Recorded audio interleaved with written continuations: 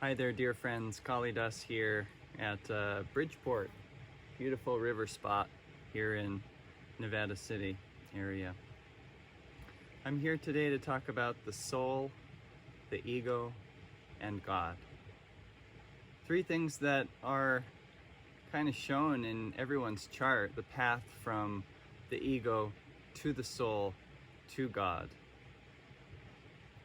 Swami Kriyananda in his early monastic life was making a lot of effort at meditation. And he asked his guru, Paramahansa Yogananda, what am I doing wrong?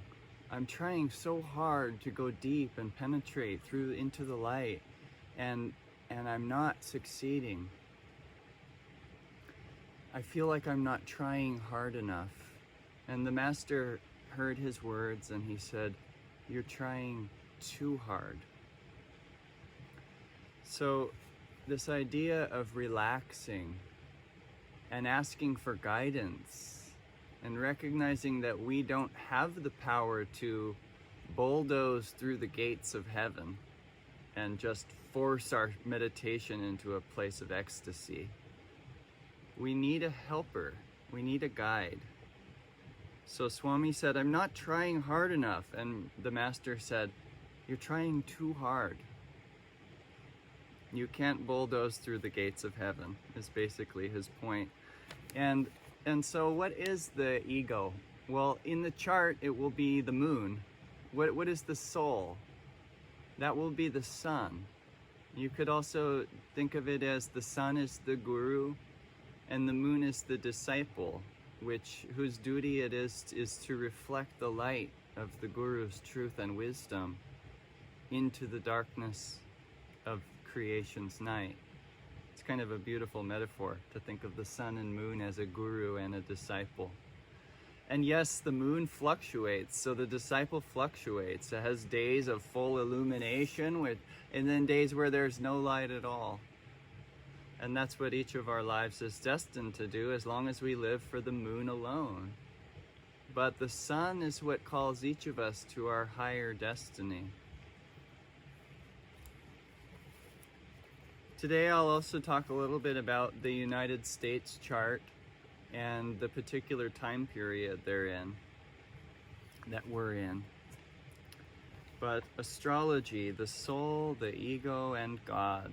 What are some elements that indicate this other than the sun and the moon in the chart? The ascendant, whatever was rising in the east at the time of birth, the ruler of that house, wherever it is in the chart, will show us very important information about the direction of that person's egoic role in creation, their temporary role that they're playing in the drama of creation. That will be shown by the ascendant and the ascendant lord direction. I'll give you an example from somebody's chart. Let's say you were a Leo ascendant, which would mean that the sun is the ascendant lord. And if your sun were located in Aries, that would be the 9th house from Leo, and that would be a natural born minister, someone who had been born with some type of goal to become a truth talker, a truth spreader. But the sun isn't always tapped upon. The moon kind of gets in the way. We congratulate ourselves when we do well, and we think that it was us doing well, and thus the next time we come about a task, we think we alone are going to do well. And life has countless humiliations waiting for us as long as we think we are the power behind the things that we do well. And life also has some pain for us if we think that we're the power behind what does bad through us. God made the yin and yang.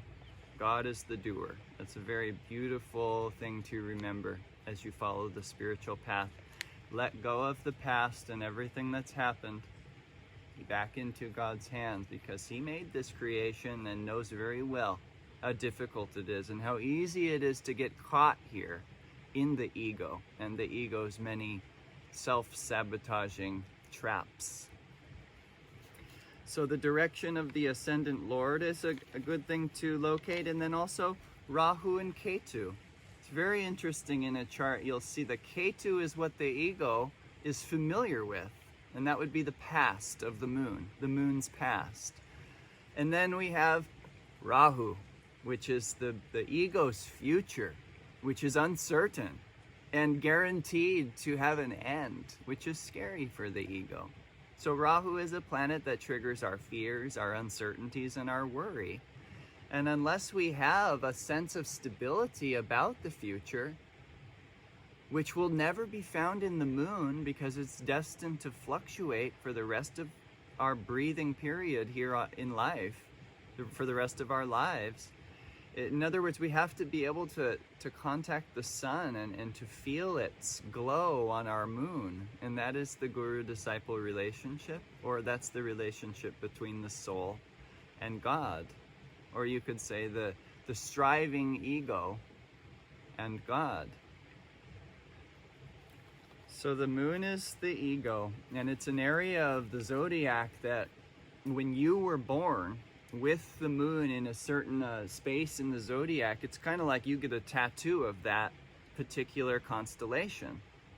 And this process called sati sati is when that moon constellation that you have a tattoo of is being cleaned by the planet Saturn, the planet of completion, the planet of your first chakra, who addresses your deepest survival instinct and your very reason for living.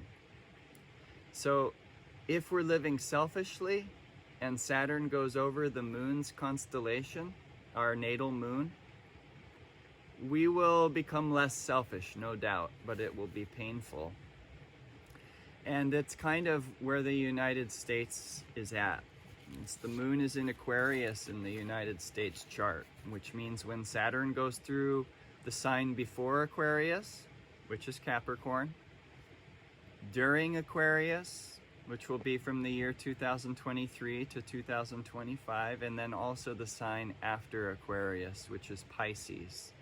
For 3 signs long, a person goes through their sati sati, a vastly transformative period of egoic purification, which is designed to lead us more and more to dependence on the soul, on God's vision, on God's direction. The soul is a tiny little piece of God, and it knows what God knows. And Rajarsi Janakananda, an illumined saint, said that as soon as the ego steps out, God is there. And as soon as the ego steps back in, God is out. So it's either one or the other. But the cool thing about the spiritual life is that you can use the ego to serve God. You can use the moon to reflect God's light into creation in your own small way. What if we all did that together? We focused on being reflections of God's light to illuminate creation. Well, that's the life of a yogi. That's the dharma of a yogi. And each of us finds it in a unique way that we should be free to explore without judgment.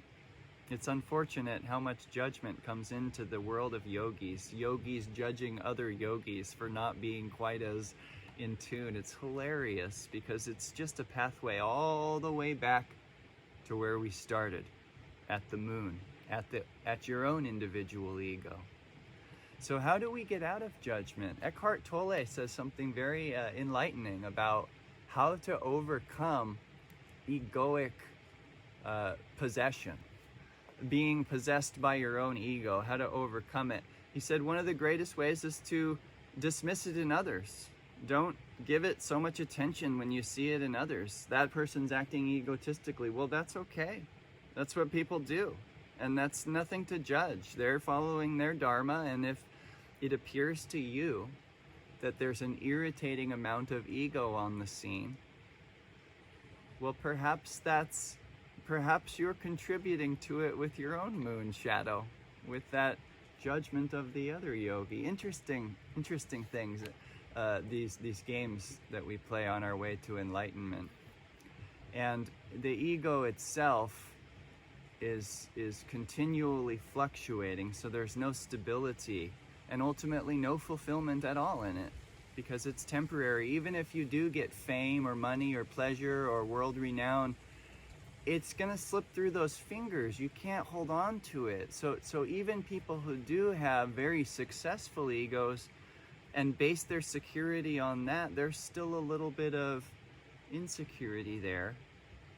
And the happiness can't be pure and rooted in eternal security, because deep down there's the knowledge that all of this will end, that this is just a sandcastle.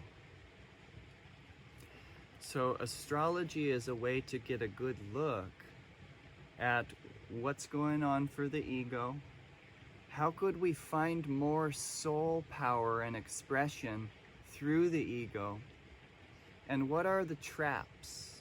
What are the psychological traps we might get into on the way towards success of ego transcendence? It's very interesting, and that would be the moon, the sun, the ascendant lord, and then Rahu and Ketu, which again, they show the past familiarity and the future expansive direction for that person. And if we were going to be reading the chart of the United States like we were going to read a person's chart, we would say that you are in Sati Sati, a period of great transformation. Another element, and just to clarify, that period began in January of this year, and it will last about 7.5 years. I believe it ends ultimately in 2027 in the month of May. So about 7.5 years long. But another layer of kind of insecurity in the USA chart is that it was born into a Rahu Dasha, which is a 18-year-long cycle of instability. And the USA's Rahu happens to be with a really messed up Mercury in a very emotional place in the chart. So there's kind of an emotional maturity, let's say emotional immaturity, that dominates this country, and it constantly helps us understand our need for growth. And this renews every 120 years, every 120 years. So right now, the United States just a few years ago entered into this Rahu Dasha, which it was born into in 1776, and is destined to go through every 120 years, because that's the amount of time that all the planets are able to have their time in the cycle. It's a 120-year cycle, and then it repeats. So if you're born into Rahu and you live more than 120 years, you're going to go back into Rahu. And now the United States is in that now, and the Rahu is very unstable and symbolizes some type of rebirth for the United States. And again, it is looking scary. There's a lot of polarity and disagreement and antagonism, as well as anger and violence as a result of the issues that are being brought on the table that are to be addressed for the purpose of the transformation of the United States. It's an amazing time to be born. If you're alive and breathing right now, you were probably born with a desire to witness this amazing world transformation that the United States is right at the heart of. And we could also include the great country of India, whose spiritual sciences are well developed and ready to integrate into the United States material science. And that is what Yogananda said would lead to the new world. The new Dwapara Yuga world is once India and America united, those two forces, the blending of East and West. But the United States does not enter its Jupiter Dasha, which is the next one after Rahu. It doesn't go through a Dasha change for almost 11 more years. Actually, a little more than 10 years. It will be in January of 2031 that the United States goes into a 16-year Jupiterian dasha. And that will be a very good thing. That will be a very different world and country, because Rahu symbolizes a rebirth. Jupiter will symbolize the early stages of that rebirth, and it will likely be very beautiful and full of hope and the growth of humanity's faith in God. Humanity's faith in God has been shaken. Would you agree? I would agree.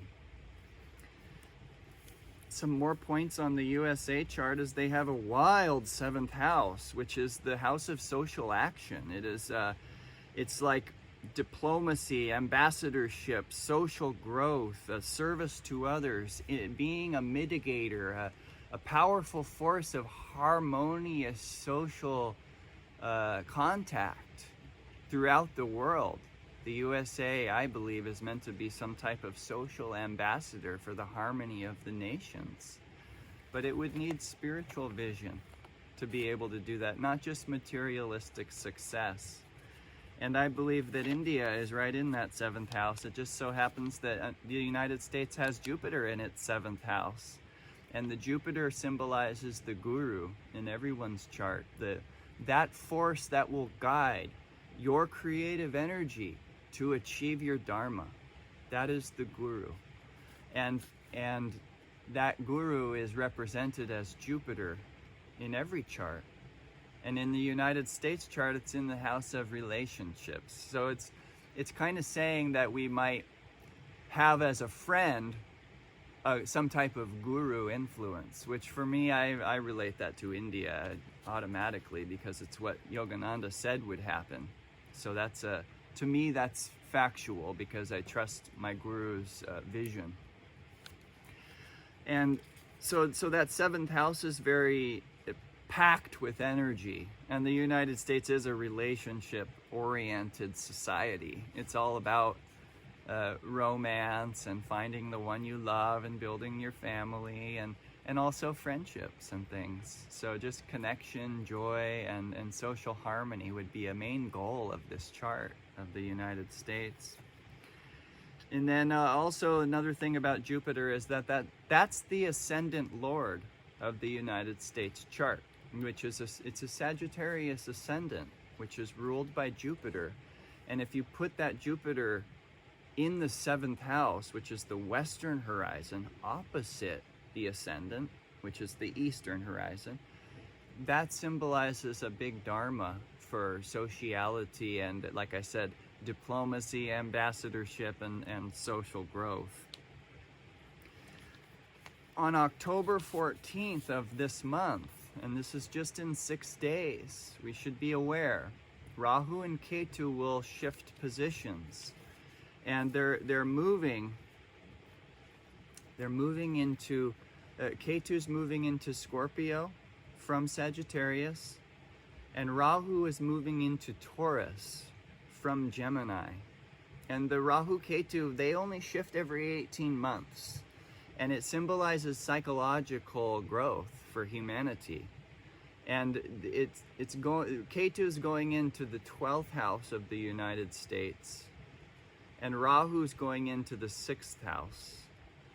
And 6th house is service and healing, and that's where the future expansive direction will be for the United States over the next 18 months, is healing as well as service. And then the past Ketu planet, that's in the 12th house of the United States chart, which symbolizes some type of past karma involving loss, involving endings. It could also involve some type of liberation, some type of freeing up of something in the United States for that incarnation, the incarnation of this country. Some type of liberating loss will occur.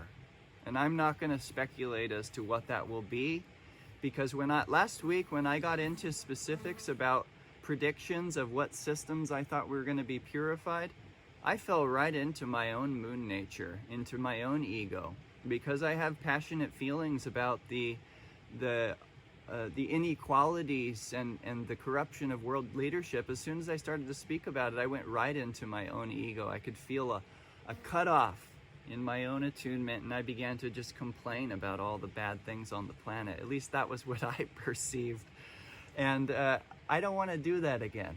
I just want to give you the astrological information, some insights about the energy, and refrain from intruding my own opinion, which I admit it's flawed, just like any other person who has to live in their fluctuating moon.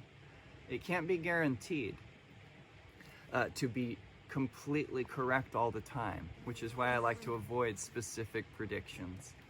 I still do believe all those systems will change, but I should refrain from being so insensitive about it, I think. So October 14th, Rahu and Ketu change, and what does this mean? Something that I think it's significant, very significant, is that Ketu also is going to move away from Jupiter. Jupiter currently is in Sagittarius, and Sagittarius is a great sign for Jupiter. Jupiter's right at home there. It's fiery, philosophical, insightful growth, and that is it's a fire sign.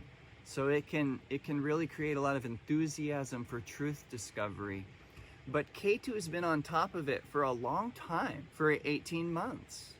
And Ketu's finally moving and going to leave Jupiter alone for a time.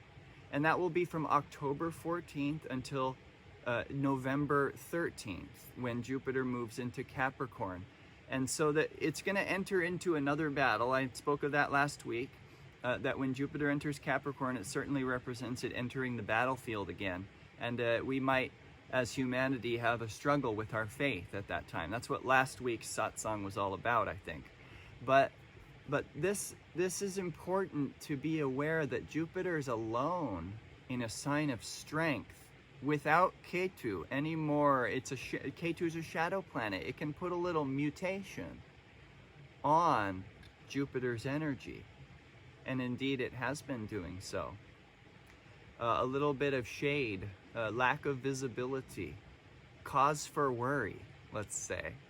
Lack of visibility of what might be, or our own personal trust in the Creator. Maybe that's not visible.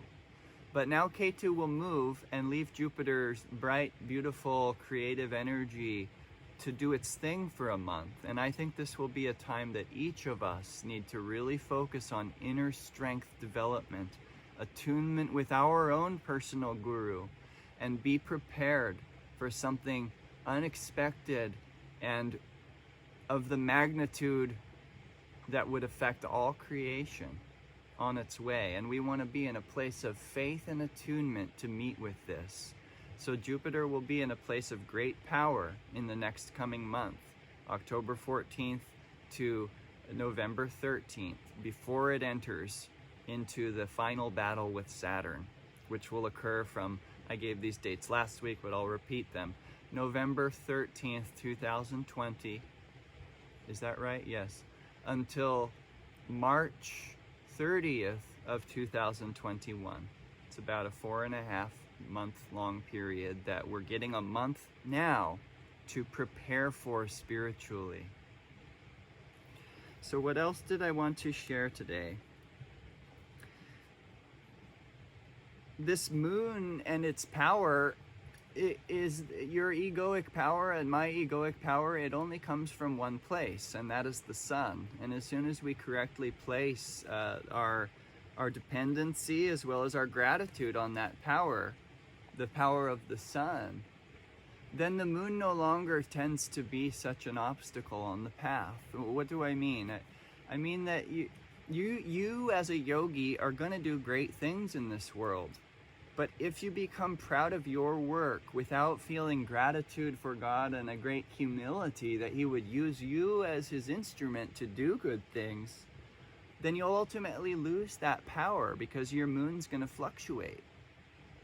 So two things. One, the light on the moon, it comes from the sun. So the moon would be right to correctly place its gratitude to the sun. And also that moon's going to fluctuate, so we can't guarantee that our egos are going to perform well every day.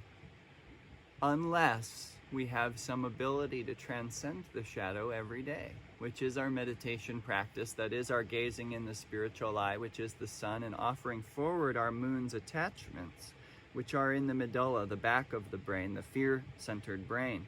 So when we do bring our energy forward and ask that God's light and intelligence reflect off of us and come into creation, it can be a prayer as simple as, Divine Mother, use me as your instrument. Well, this can bring a great illuminating presence into your mind, and the work that you do as a result of that prayer will no doubt be better. Practice. If you don't see an immediate result, keep trying. It will prove to you Divine Mother's listening. So that's one thing, is it helps the ego and its moon shadows to be removed so it can be a better instrument for God's purposes. But then the second thing, when you do really great things, when you succeed, when God works through you and accomplishes your dharma in a way that others applaud and say, wow, you're special, this process of knowing about the moon and the sun frees you from the greatest curse that can affect a yogi, which is egoic pride. When you do goodness in this world, there's always a temptation to think, I did this, I did good, I'm special, others think I'm great. But your moon's going to fluctuate, and they'll no longer think it's great when it's in a waning cycle, like we all go through. So what I'm pointing out is there's freedom in this philosophy that God is the doer, and that he can work through you. And when he begins to work through you, he will do great things. And you won't have any cause for pride, because you'll know whose hands and whose heart to place your gratitude in. So astrology, the soul, the ego, and God. It's a fun subject. And as an astrologer, I am always thinking about it, because astrologers are said to be cursed. In India, they say that astrologers are cursed, and it's for the very reason that they often fall to ego. Because astrology, this paper here that represents the United States, this has a lot of information in it. And if it were your chart, I'd have information about you. And you might think that I'm pretty special for having that information about you, that I am somewhat psychic or special, or special ability, but it's not.